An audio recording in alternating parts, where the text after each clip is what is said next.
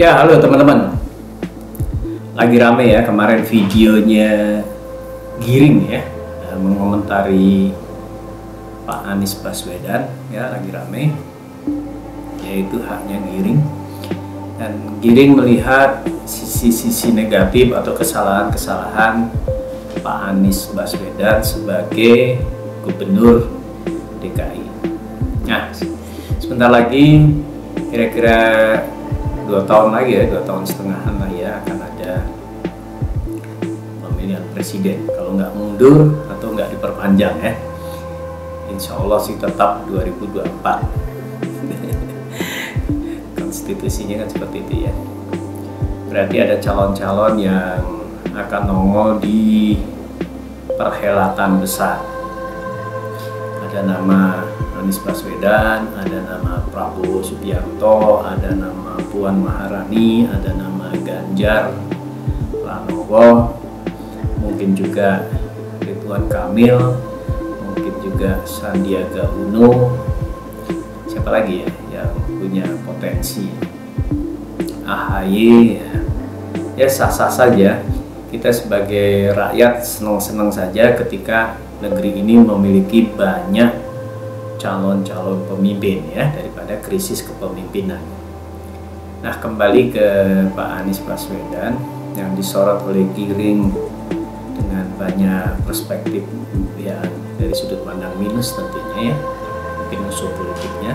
Saya jadi berpikir, apa yang ditakutin dari Pak Anies Baswedan ya, dari kelompok yang berseberangan dengan Pak Anies Baswedan. Lalu saya jadi tertarik untuk melihat hal-hal positif apa sih yang ada di Pak Anies Baswedan gitu ya. Ya tentu kita juga melihat positif-positif yang lain di pemimpin kita ya, seperti Pak Jokowi, positifnya apa. Ya, tentu manusia itu ada plus minusnya. Nah, karena Giring sudah melihat sisi negatifnya, saya jadi tertarik juga untuk mencermati sebenarnya gaya kepemimpinan Pak Anies itu seperti apa, hasilnya seperti apa. Saya sampai sempetin tuh jalan-jalan sampai ke lapangan Banteng sana ya, karena dulu saya sekolah di SMA Negeri 1 Budi Utomo, Budut. Ya, ternyata saya pikir yang selama ini berubah tuh cuma Tamrin Sudirman saja ya. Sudah banyak perubahan, semen ya, sudah banyak perubahan. Matraman ya, dulu saya kuliah di Salemba di UI. Wah, kalau nyegat Mikrolet M01 itu semrawut. Ini sekarang rapi ya, trotoarnya lebar, enak buat jalan dan segala macam. Ya, artinya ada progres.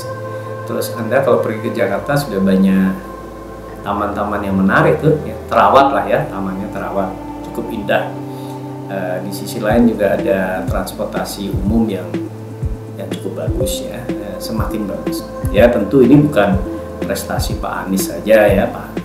Misalnya MRT juga ya, selain Pak Anies juga ada peran Pak Jokowi, Pak siapa dia, Pak Suki ya. Ya, sangat mungkin saja kita open mind saja. Memang negara ini dibangun oleh presiden by presiden, kota gubernur by gubernur, wali kota itu hal yang wajar ya. Tapi cukup menarik perkembangannya. Jakarta cukup menarik ya, lebih rapi, lebih tertata, dan malam lampu-lampunya cukup indah ya. Nah, mengenai potensi Pak Anies di 2024, kalau insya Allah umurnya nyampe ya, kita kan nggak pernah tahu usia ya, kalau umur nyampe, nah saya melihat paling tidak ada 7 lah ya, 7 yang kuat di Pak Anies. Yang pertama itu beliau cerdas dari sisi akademis, iyalah ya, profesor ya. Kalau enggak kan SMA aja udah nggak kuat ya, profesor. Orang yang cerdas dari sisi akademis oke banget ya sebagai pemimpin. Kemudian cerdas emosi dan spiritual, EQ-nya bagus, SQ-nya bagus.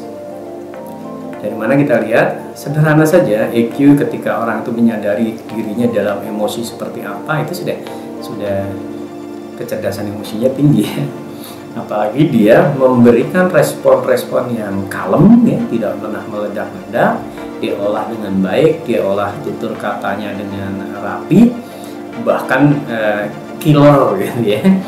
Jadi kalau kemarin dipanggil KPK saya senang sekali ya, bisa membantu, kan killer kan ya, itu teknik loh itu ya. Jadi dia akan membalikkan sesuatu langsung apa ya, langsung menohok kan, dimana orang membangun persepsi bahwa supaya Pak Anies dituduh seakan terlibat, ini justru terlibat dalam pemberantasan korupsi. Saya senang membantu ya, jadi penampilannya kalem, kemudian bisa mengontrol diri, mengontrol emosinya, itu penting banget buat seorang pemimpin tentunya ya.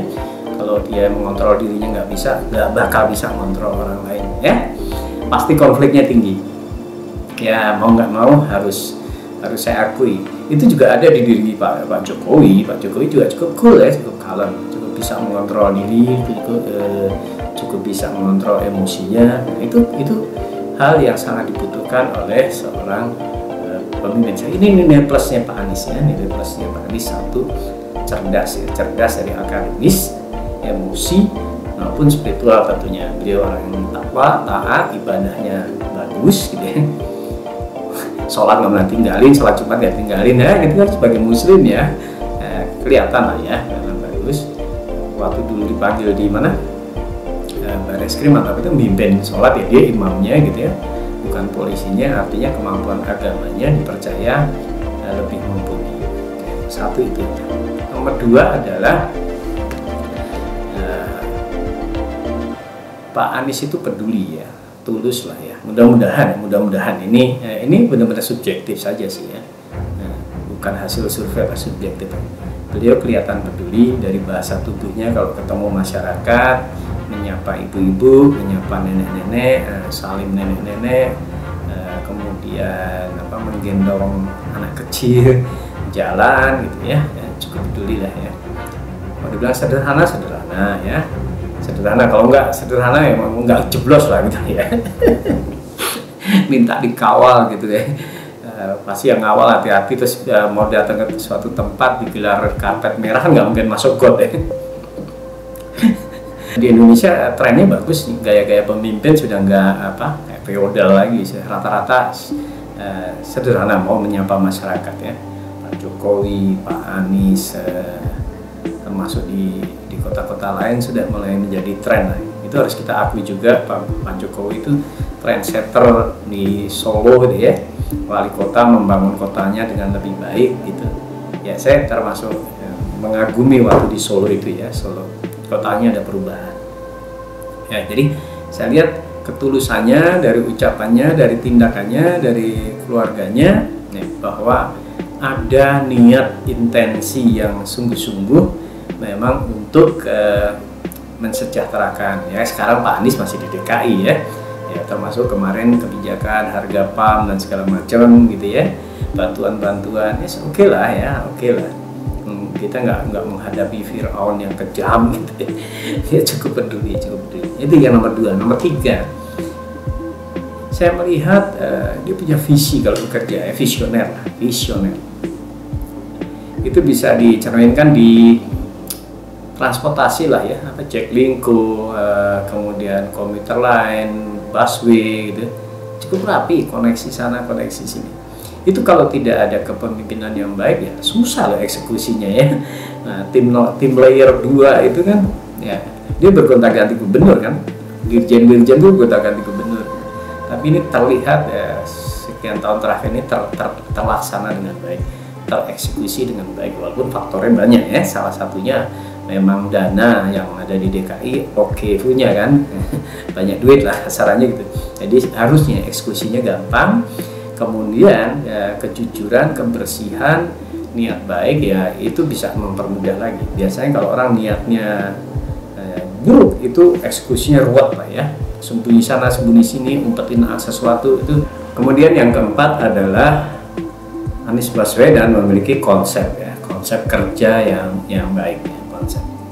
Kelihatan koordinasi dari banyak hal ya, kasus-kasus Tanah Abang, pembangunan trotoar, pembangunan transportasi, jalur sepeda, jalur jalan kaki, pertamanan, kemudian perizinan ya, di tempat perizinan sekitar kalau tidak salah itu 600-an jenis perizinan di Jakarta itu ya.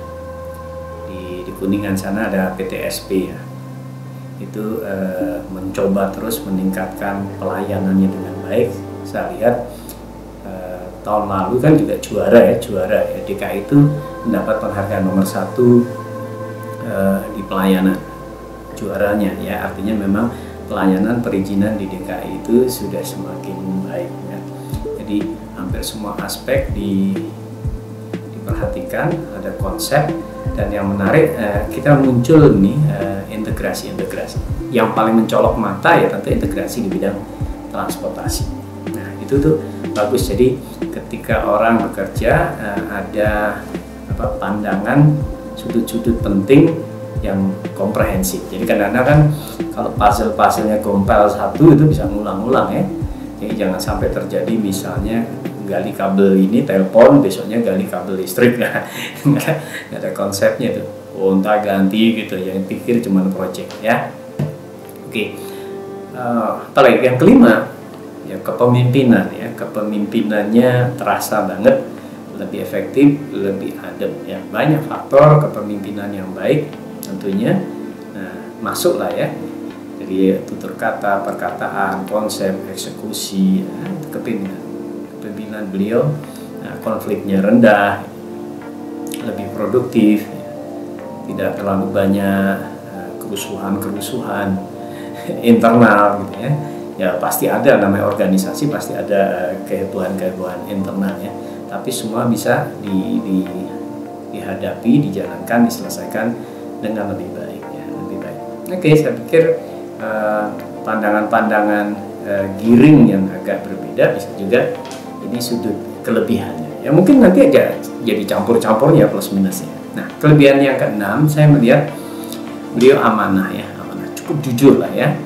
Mungkin kalau Anda minta pendapat dengan orang-orang yang pakar micro expression tentang lirikan mata, gerak tubuh, bahasa tubuh ya, cukup jujur dan tidak banyak yang harus disembunyikan, harus bergaya ini itu, sehingga antara kepala, ucapan, hati itu nggak integratif ya. Jadi melihat beliau seorang yang amanah karena pribadi yang taat, takwa, punya agamanya baik, kemungkinan besar tidak akan melakukan hal-hal yang menyimpang ya, hal-hal yang menyimpang. Tentu kecerdasannya juga menjaga dia untuk tidak kejeblos gitu ya, tidak kejeblos, karena di penjara itu isinya kan ada dua ya, satu orang bersalah, dua orang yang tidak bersalah tapi bisa kena fitnah, bisa disetting, bisa dijebak dan segala macam ya. Cukup amanah. Kemudian nomor 7 adalah ya musuhnya para penjahat. Kalau Anda cari pemimpin jadi musuhnya penjahat, itu artinya orang baik. Kalau dia musuhnya orang baik, ya dia jahat gitu ya. Resikonya orang baik adalah mau dibilang jahat oleh orang jahat gitu ya. Resiko orang jahat ya mau dibilang baik oleh orang jahat, tapi dibilang jahat oleh orang baik, itu sudah resiko. Nah, Anda lihat risiko-risiko orang baik berarti dimusuhi orang jahat. Kalau seorang pemimpin dimusuhi bandar narkoba, artinya ya dia pemimpin yang baik. Kalau pemimpin itu dimusuhin para koruptor, ya dia pemimpin yang baik. Kalau pemimpin itu dimusuhi para pungli, ya dia pemimpin yang baik. Jadi Anda lihat saja siapa yang memusuhi seorang pemimpin, dan ketika dia itu ternyata jelek, ya pemimpin itu ada pemimpin yang baik. Oke, jadi Giring bisa saja melihat banyak aspek, orang lain juga melihat dari aspek yang berbeda. Saya lihat Indonesia 2024 mudah-mudahan memiliki pemimpin yang keren. Mungkin kalau Pak Anies pasangan Pak Ganjar seru kali ya. Gak ada yang bisa ngalahin ya. Ya kita lihat Pak Ganjar Pranowo juga di Semarang cukup keren ya, gerakan-gerakannya. Beliau rajin naik sepeda, mengunjungi masyarakat. Beliau juga menengok dunia media sosial, internet. Dia mencoba membantu orang-orang berdagang di istilahnya lapaknya beliau. Ya seru, orangnya juga asik gitu ya, santai, kalau ngobrol sama masyarakat nggak bosi gitu. Yes, oke. Itu yang menyenangkan. Sebenarnya ada orang-orang lain nih seperti Pak Ridwan Kamil juga seru ya. Jadi saya pikir 3 gubernur DKI, Jawa Barat, Jawa Tengah itu seru tuh. Ya nggak apa-apa teman, ini negara demokrasi, bebas-bebas saja, orang berpendapat seperti apa. Sebenarnya saya nggak ingin bikin video ini nih, ngapain ya, dukung Pak Anies, apalagi presiden masih 2024, masih urusan pandemi gitu ya. Tapi karena ada video giring, rasanya seru juga ya. Boleh juga untuk memotivasi seseorang berpendapat. Nah, saya melihat sosok Pak Anies potensial menjadi pemimpin yang baik untuk Indonesia, potensial, layak didukung. Tentu nggak satu-satunya ya, kita tunggu aja. Tapi tentu kalau Mas Giring belum lah ya.